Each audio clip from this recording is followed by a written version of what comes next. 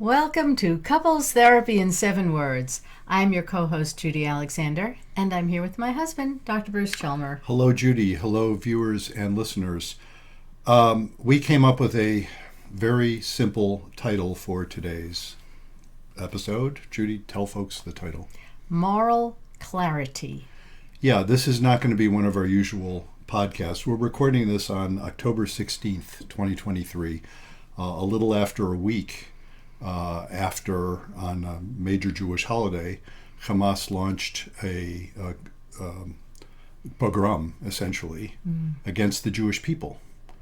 And it was against the Jewish people. It wasn't merely against people who they felt were unfair to them or oppressing them or anything like that. It was a campaign of genocide against the Jewish people, which has been what their entire existence has been about. Mm-hmm. So I thought it would be good for us to, I don't know what else to talk about. Yeah, it's hard to talk about other problems. Yeah. They, by comparison, they seem petty. Yeah. And, it's interesting, and you say they do seem petty. And I still feel they're not. I'm they're still not. working No, with folks. I know. Life goes on, and people have to live their... Absolutely. And I don't mean to minimize it by saying that. Of course. No, but that is interesting, isn't it? It's like, yeah, but then there's... And the reason, and I came up with that title, Moral Clarity. So that there's so many ways we could address this. I don't think, personally, I'm not inclined to go into a description of why this was so awful. People who are seeing this and hearing this will have already known that and have formed their own ideas. The ones I want to address in particular are the people, and I mean people of goodwill, people in good faith, who look at this and say, well, but you could justify that because they were being oppressed. Right. And that's why I wanted to talk about moral clarity. Because what happens... Well, did you want to say anything about that before I launch into one of my screeds? No, because you'll get me going, and I will go off on a screed, and it will be worse than anything you've gone off on. Yeah. No, I think just for the sake of this, I want to narrow it down to that particular set. It's the folks, and look, where do I come from politically? People who watch this probably don't know, because in this context, I don't think in those terms. As a couples therapist, I'm all about a deep recognition of everyone's validity. Right. And I still feel that way. Everybody's coming from a valid place. And, I would say, even of Hamas, they're not crazy. This isn't about illness. This is about evil. And that's, at a certain point, one needs to have some sense of moral clarity. And if you don't, I don't know quite what to say to you. People who say, well, whatever suffering the Palestinian people have gone through, which I absolutely have sympathy for, to say that any of that has anything to do with what Hamas has done, right, is such a breakdown of moral clarity. It is astonishing to me. Well, you know what? I say it's astonishing. We're not doing ads today, folks, but I'll mention, one of my books, I wrote all about ideas and ideologies. And when you start thinking ideologically, one of my big shticks is when ideas harden into ideology, they become caricatures of what they started as. So take a group that pretend. Well, the trouble is Hamas doesn't even pretend to be about liberation. No. Hamas is about a theocracy. Exactly. So they're oppressing the Palestinian people too. Yes, they are. So, and look, and it's not for me to say to Palestinians how they need to, how they should view their own situation. That would be rather arch of me to go there. That's not I respect Palestinians too much to go there. I will simply note that for people who are not Palestinians to look at Hamas and think they have anything to do with liberation, you have to blind yourself so much to essential moral clarity that's what I mean by the danger of ideology. Right, because we're not sitting here and saying we're not dismissing Palestinian Arab suffering at all. So I just want to make that clear. Because we totally recognize that. Of course not. And that's where you end up with complexity. There is enormous complexity. Now, as people who know us know, we're Jews.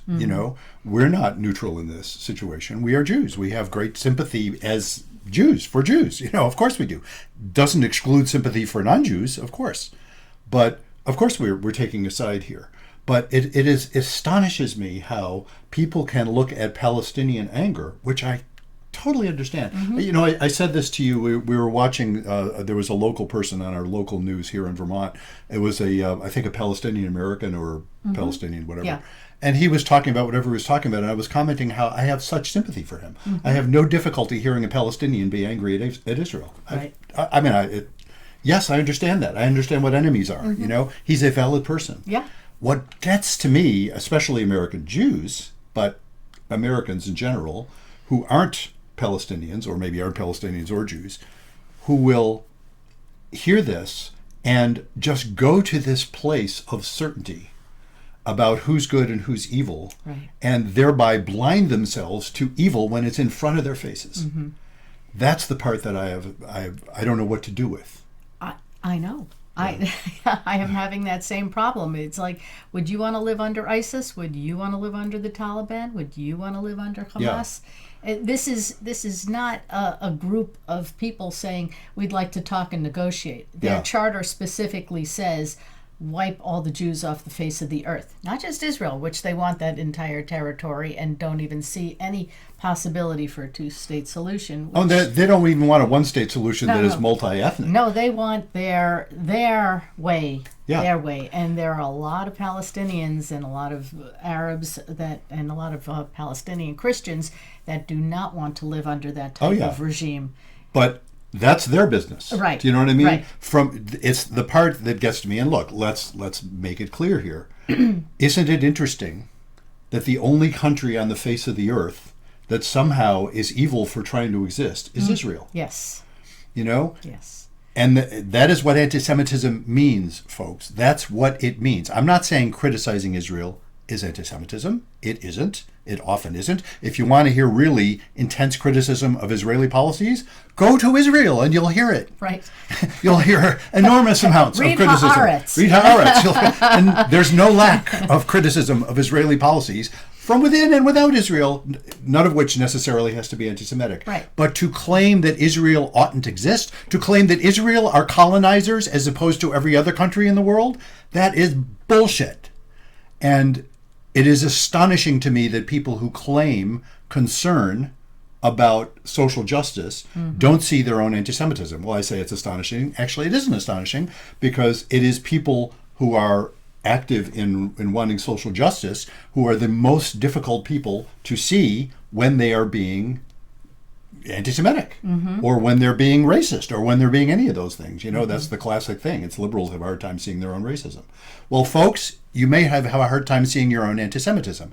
And I have to say, and I've seen many people have posted this, the quote from Dr. King about what we'll remember is the silence of others, the silence of our friends, Right. The silence is deafening from people who care about social justice. The silence about anti-Semitism is deafening. And so where do we get off in our nice little couples therapy podcast saying this? Well, look, we can say what we damn well want, can't we? It's our podcast. It's our podcast. But I also think this has everything to do, moral clarity has everything to do even with couples therapy. It's so interesting. I have to work with folks, none of whom are perfect, me either, We've all messed up. We've all messed up in various ways. Some of the folks I've worked with have messed up in very large ways and have hurt their partners in very large ways. And yet there are some, and yet I'm there working with faith. And when we talk about faith, it's that we're all doing the best we can. We're all valid. We're all valid people. That doesn't preclude recognizing, again, doesn't preclude moral clarity. There have been very few times in my career, 2 or 3 come to mind at the moment, maybe there's a few more than that, but those are the ones that come to mind, where I've actually said to someone, this was not in a couples therapy context, it was in an individual therapy context. I've actually said to someone, I can't work with you on what you want to work on. Why was that? And so I can tell, I've told this story perhaps before. I don't know if I've told it on the podcast. The first one that comes to mind was a man who came in and was talking about anxiety. And of course, I'm happy to help people with anxiety. And the particular circumstance where he would get anxious is when his girlfriend would go away for a weekend. And he would, she would have gone away for a weekend. He'd get very anxious, a fair amount of worry and jealousy and stuff like that. But he described it as anxiety. And okay, well, let's talk about that. Well, the circumstance was his girlfriend was going away with her husband, who did not know about this, and while he was home with his wife, who did not know about this. And so I commented. I said, "Wow, it seems to me anxiety is an appropriate reaction there. So I wouldn't want to help you not be anxious about that.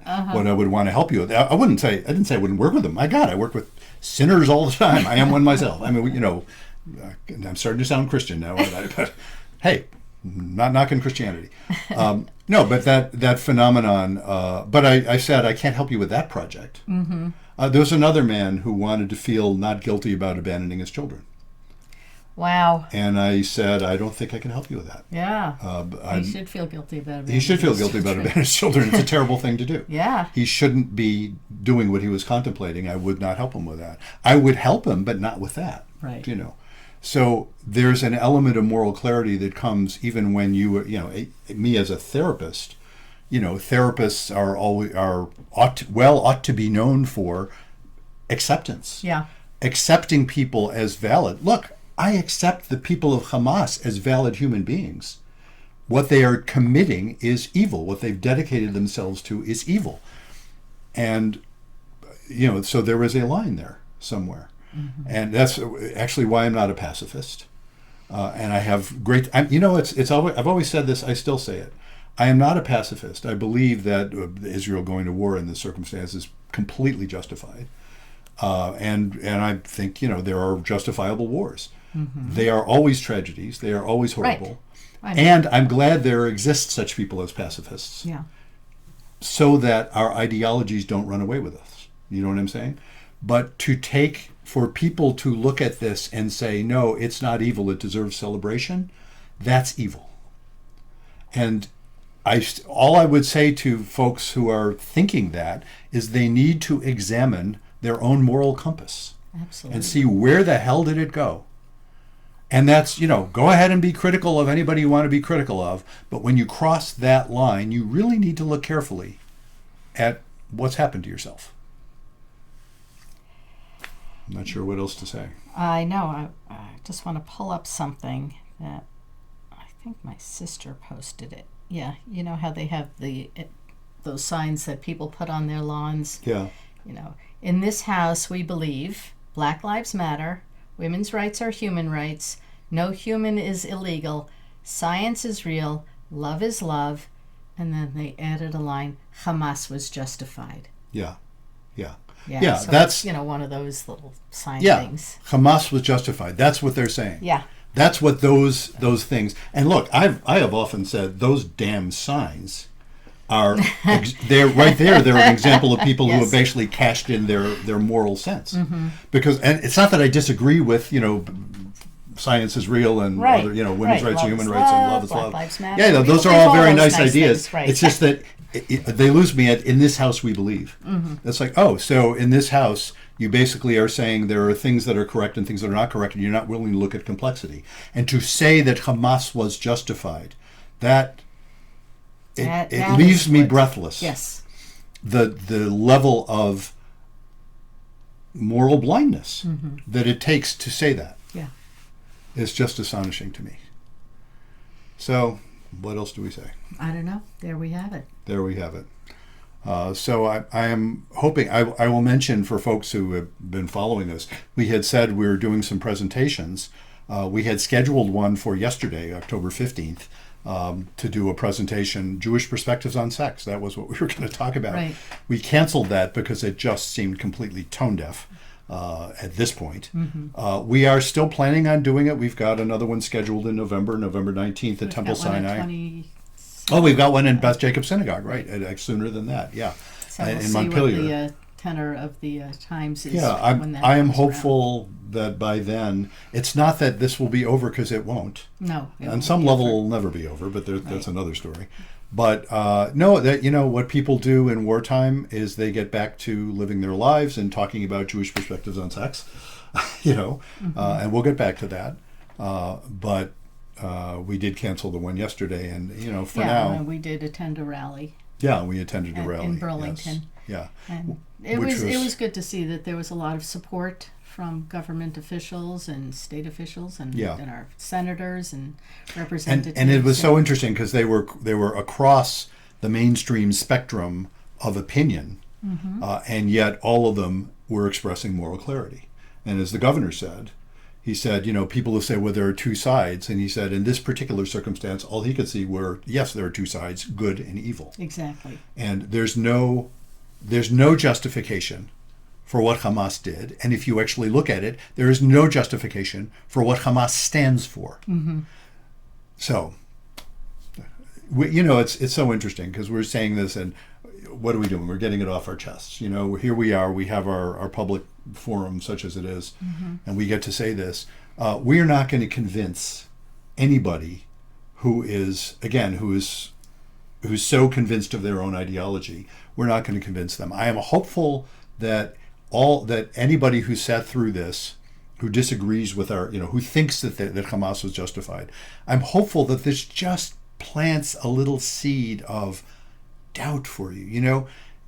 If even the part of you that feels like you want to be aware of why people are angry and why that's somebody who would think Hamas is justified has an empathy for people who are very angry at a bad situation. And I would say you need to extend that to the Jews as well. You need to understand where this comes from. We could go on, but I don't think we could go on. So I think we should end it here and leave you with be kind. Don't panic. And most of all, have faith.